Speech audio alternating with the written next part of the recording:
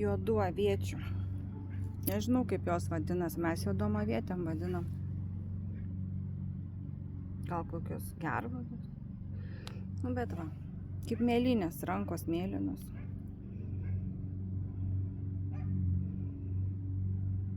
Bet man jos nėra labai skanios.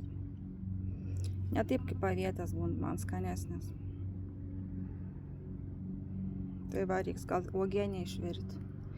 Šiemet taip nemažai buvo. Su Bartuko abudu skynėm. Bartuks apačioj nuvalgė. Nubėg, vėl atbėg, vėl valgo. Paskui atsigulęs valgė. Bartai, privalgiai uogų daug? Ei, daug privalgė. Iš apačioj net nebeskyniau, ten jau nuskintas. Viršui nusiskyniau ir viskas. Reiks rytoj išvirti. Tai Bartai?